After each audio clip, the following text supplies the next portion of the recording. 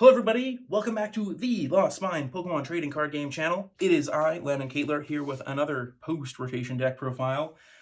We're feeling a little Okidogi action today. If you've never seen Okidogi, it's been kind of like a rogue archetype in the past. It probably is going to remain a rogue archetype, but I do think it gets better with rotation. It gets a big boost from Pokepad. It's a pretty low maintenance deck, so it doesn't feel the loss of supporters as much as other things do, because we do have access to the Solar Lunatone engine. But in summary, this is just a one prize beat stick deck. We make an Okidogi, we good punch forever, we attack with Soul Rock, and that's kind of the plan. So let's get it started here with 3 copies of Okidogi. If you've never seen this card, I wouldn't blame you. It's been pretty fleeting in its successes, but Adrena Power, if this Pokemon has any Dark Energy attached, it gets plus 100 HP, and the attacks used by it do 100 more damage. Then we do 2 Fighting for 70, and we have a base 130 of HP. Very to Psychic to retreat. But we do play Prism Energy. Luminous does rotate. That was something that was probably seen in these decks before, but Prism is Rainbow for basics, so it does work. So the theory is we attach a Dark, we then attach a Fighting, and then this is a 230 HP one prizer that attacks for 170 every turn. Fighting weakness is reasonable. Hits Fez, hits Meowth. Meowth already dies to 170 anyways, but... And then we're two-shotting most things. Megas might be out of range of... some of the Stage 2 Megas might be out of range of two-shot, but we have some damage fixing with Monkey Dory, which can help sometimes, but the whole theory is just make a big one prizer and attack with it a bunch of times. We then have a 3-2 Soul Rock Lunatone line.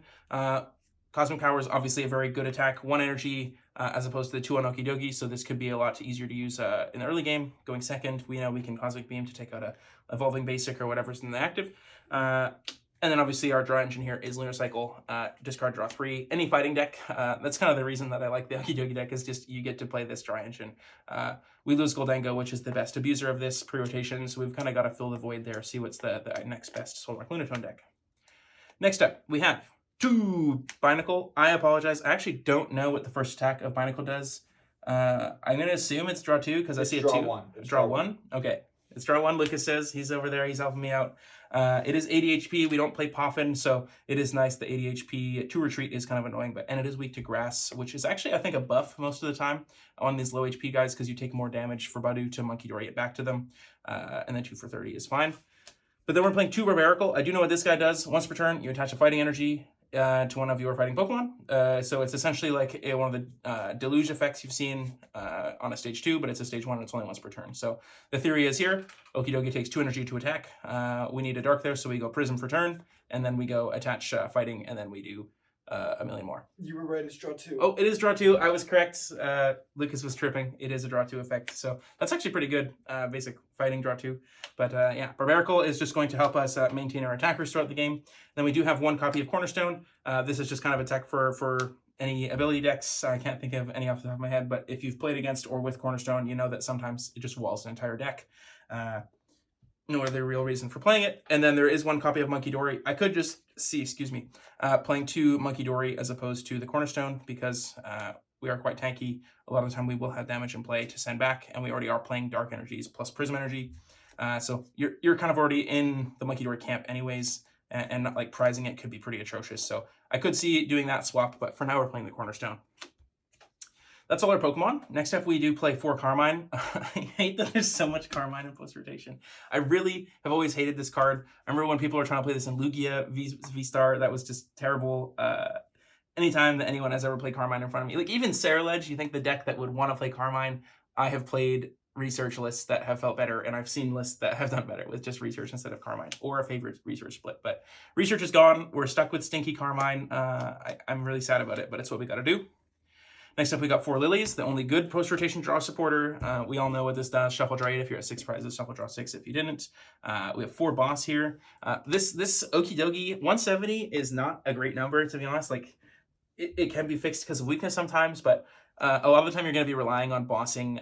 Like, you have to hit Fez or Meowth as your 2 prizers that can be one-shot. Like, if they push a Latios EX against you, like Lucas did that against me earlier, like, it just bought him a free turn, because I have to like 2-shot his Latios with my dude, which feels terrible. But boss is very important. You'll see our ace spec later is prime catcher, so we do want a lot of gust. It is very important that we take a prize or 2-shot something to functionally take half of a 2-prize knockout once per turn. And then if they're retreating around, we do need the gust. Next up, I forget this dude's name. Lucas, do you know the name of the fighting supporter? I don't know. I have no idea. This effect is Tulip, but for fighting, you get back any combination of 4 fighting energy and 4 fighting Pokemon.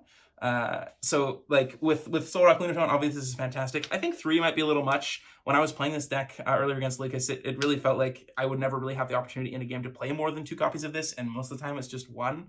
Like if you think about it, like, oh, I'll get back 3 fighting and then the Pokemon I need, or 2 of my Pokemon and 2 fighting. Like you don't really need more than that. Like I can see the argument that this is like a pseudo draw card because it gets back fighting for Lunatone draw.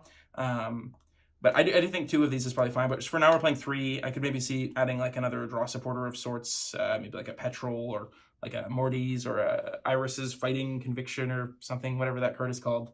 There's so many stupid supporters that we have to play now because we lost Ion on research, but we'll get used to it. We'll adapt. We'll overcome. Yeah. 4 Pokepad, 4 Fighting Gong. That's our ball search here. This is honestly so sick. Like we have Pokepad searches for anything except Cornerstone. Fighting Gong searches for anything except Munkidori or your Barbarical, and then also your Fighting Energies. We know Gong is broken from Dingo with the Solrock Lunatone package, but if you haven't played any Ascended Heroes yet, you're going to be in for a ride with Pokepad. Like this card is just fantastic for any non-prize or non-2 prize or consistency.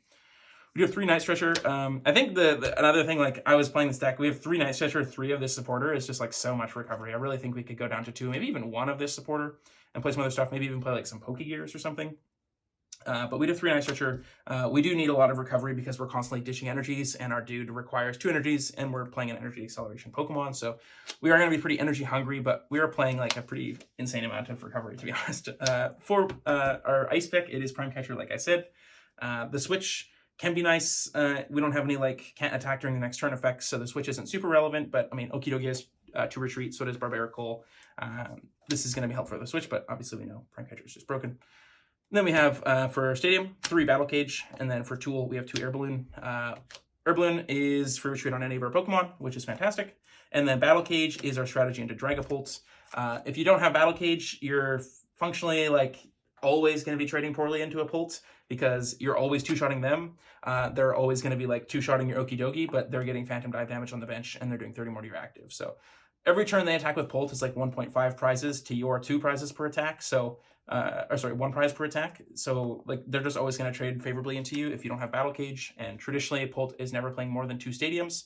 That may not be the case anymore after rotation because I have seen a lot more Battle Cage in decks than I have pre-rotation. But if you haven't read Battle Cage, it's prevent all damage counters from being placed on benched Pokemon from attacks or abilities. So things like Munkidori, Dusknoir, and then any of like place damage on the bench like Phantom Dive will not work.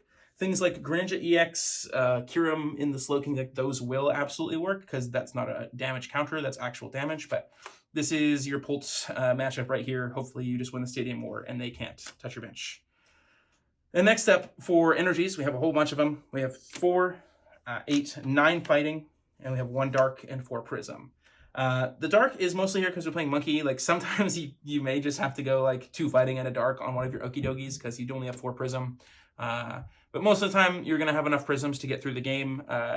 Like your last Okidogi could like boss 1-shot like a 70 HP basic, so maybe it's not important that all of your Okidogis have dark energy on them, but for the most part, you would not be playing Okidogi if it did 2 for 70 with a 130 HP, so you basically always need to have a dark energy on it. So playing the 1 dark is going to help both facilitate monkey, and sometimes we can afford the extra energy because we have Barbarical.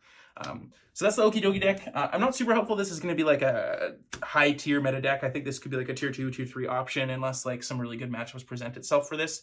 I do think this is a lot of fun. If you're looking for like a rogue deck to try, I think the matchup we're going to end up playing with this one is Slowking versus Okidogi, which is like a rogue slugfest. I think that's super fun.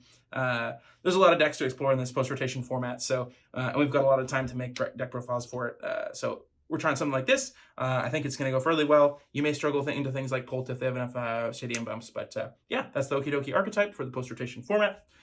Check out the Lost Mind Twitter account. Myself and Lucas both have Twitter, and then I do coach on Metafy, so if you want to get some coaching there, please do check me out.